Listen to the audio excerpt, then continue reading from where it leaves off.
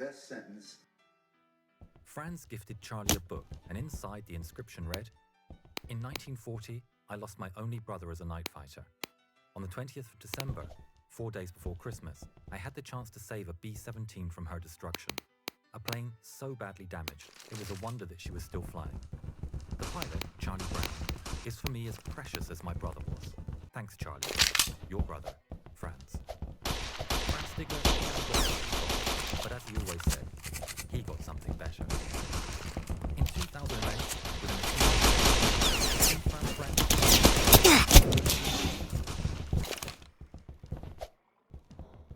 It's spring 1944, in the skies above the oil fields of Romania. It's a strategic location, some 60% of the right crude oil, and is vital to Axis logistics. American B-17s and P-51s are en route to strike a blow and take out the oil supply. Swarms of B-17 bombers are incoming, but they're not alone. The flying fortresses are being escorted by squadrons of P-51 Mustangs.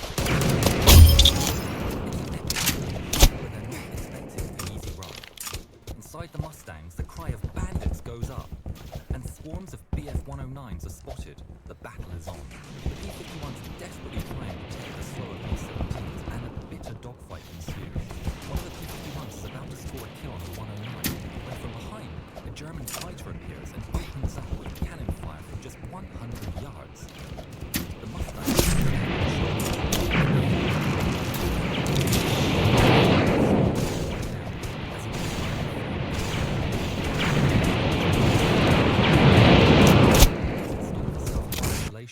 and its pilot immediately targets and trails. A second American plane is sent in flames.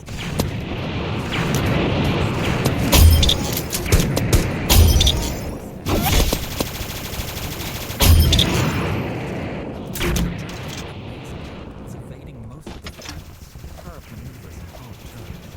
They're being chased in a hard battle.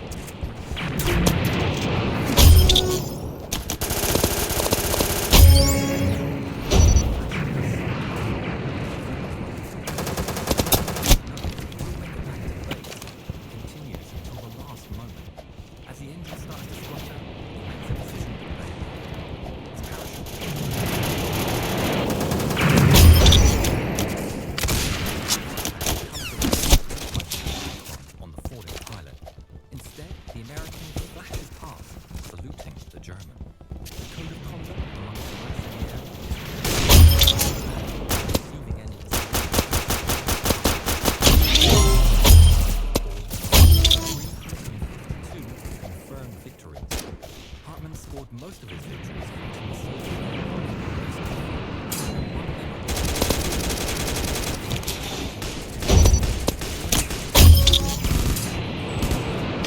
flying in an almost constant state of numerical inferiority, dodging bursts from the Allied fighters and Soviet flag.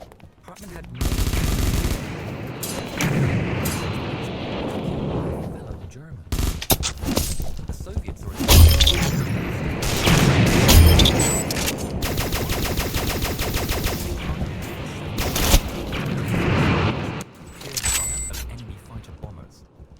squadron takes off, and Hartmann soon sights 40 Sturmovik bombers, escorted by 40 Yak-9 and Lag-5 fighters.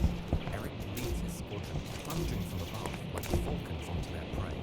The BF-109s slice through the enemy fighters, firing burst after burst. His motor slightly beneath its tail. Then, when the plane fills his windscreen, Eric squeezes the trigger. One short burst, and the Soviet bomber flies even closer to the second catcher. Another hail of bullets.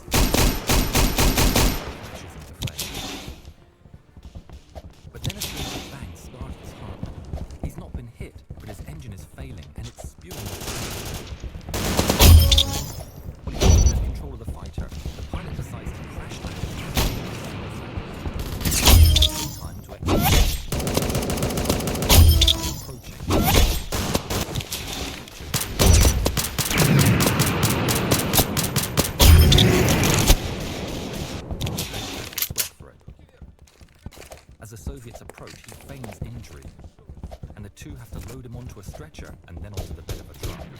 As the vehicle drives behind Soviet lines, the soldiers are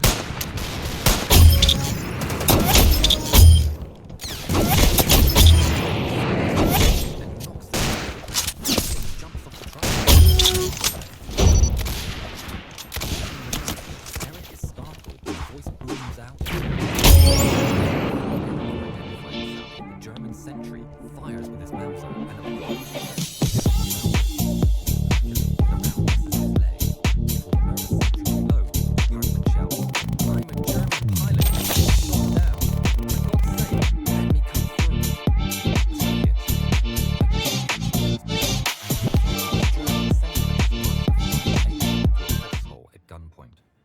After a tense night and several interrogations, Erich Hartmann is escorted back to headquarters.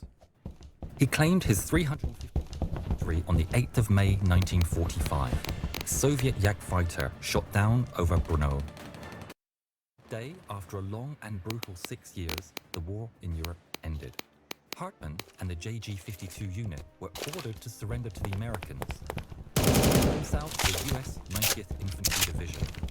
However, Eric and the other pilots of JG-52 were handed over to the Soviets, who had not forgotten the pain inflicted by deaths on the Soviets. Eric was convicted by the Soviets as a war criminal and sentenced to 25 years in a POW and forced labor.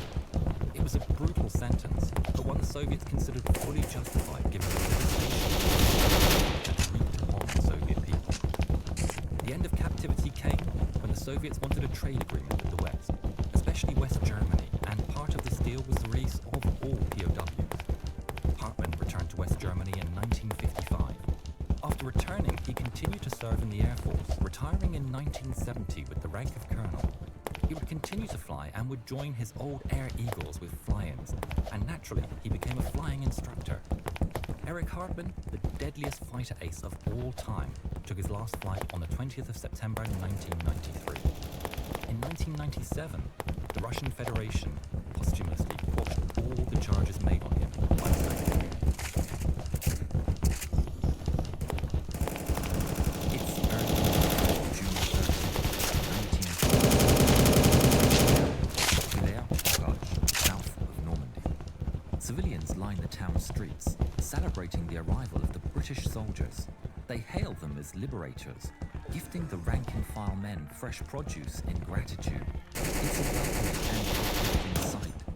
But little later, the soldiers are performing a flanking maneuver behind enemy lines. The town is far from safe. Just outside the town,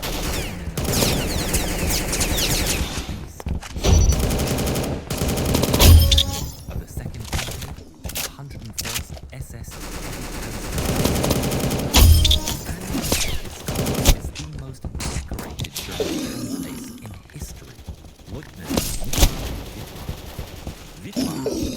at the line of British armour and in Cromwell, Fireflies, and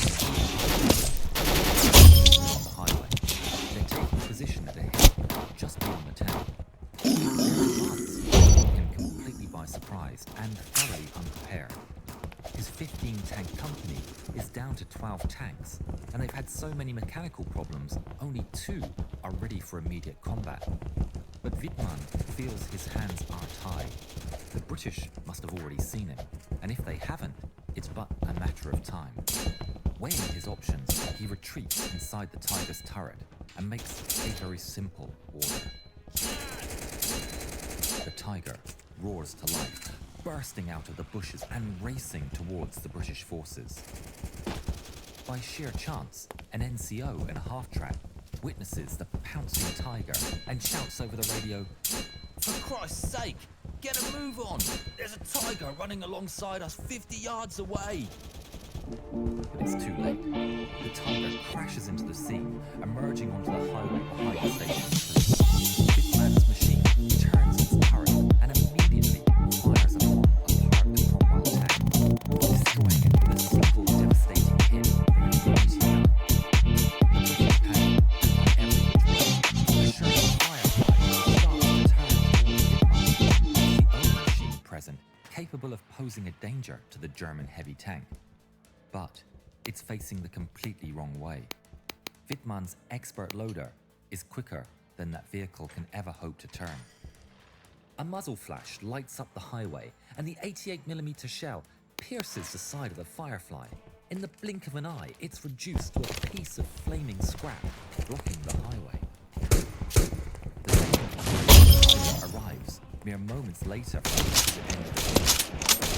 And the British forces are in total delay as this new adversary opens up on the field of parked war machines. Meanwhile, the fight the Tiger turns away from the ongoing battle and drives down the road towards Villers-Bocage. Half of the road, abandoned by their crews the moment the battle started. Wittmann systematically destroys the Tiger, unleashing devastation with machine gun and high explosive shells, leaving behind a column of flames and mangled debris. Barreling down now towards the town, he sees 3 Mark V Stuart tanks blocking his path. To his surprise, they don't run, and instead, the lead Stuart turns to block the road as the rest fire at Wittmann with shells from their tiny guns. They bounce off and his crew without any The Tiger crew fires at the lead Stuart without hesitation, swiftly destroying it. The Tiger's sights then kills the lead Stuart, and it too is dealt with in a single brutal shot from the mighty 88. The ensuing explosion fires Little Tank's turret sky high. The third and last. The Tiger then rams the blocking Stuart off the road and carries his rampage into town. He sees a half-track and swiftly takes it out with a high explosive shell. Immediately upon entering, he spots a Cromwell backing away between the houses to the left. Wittmann gives the command, and the they keep moving, and the second Cromwell is sighted up ahead. It fires, and its 75mm shell ricochets off the German armour with a deafening clang. Desperate, the crew of the Cromwell fire a smoke canister as the unstoppable Tiger turns its 88mm weapon upon them. In a flash, the Cromwell, piercing it with ease, setting off a fire. Somehow, the crew members survive the impact and hastily stagger out. Fire taking cover behind their wreck machine. The third Cromwell, commanded by Captain Pat Dias, quickly flees the scene. His gunner hadn't returned when the chaos broke, so he's unable to fire. He pushes his tank into a farm's garden and takes the Wittmann's Tiger rolls past his position, miraculously failing to spot him. As soon as he rolls past, Dias his cover. Now fully operational, Dias and crew bravely give chase. Meanwhile, Wittmann comes across two observation posts parked on the side of the road, an unarmed Sherman and yet another Cromwell. He swiftly destroys them both and keeps moving down the road when a Sherman Firefly at the end of the town. It fires, and the Firefly's shell slams into the armor of the Tiger. Somehow, it doesn't pierce, and the Tiger crew desperately turn the vehicle's heavy turret. The Firefly fires 3 more times, but none manage to penetrate. The Tiger fires in haste, and it too misses its mark. It strikes the side of the building, and the entire corner collapses down onto the Firefly below.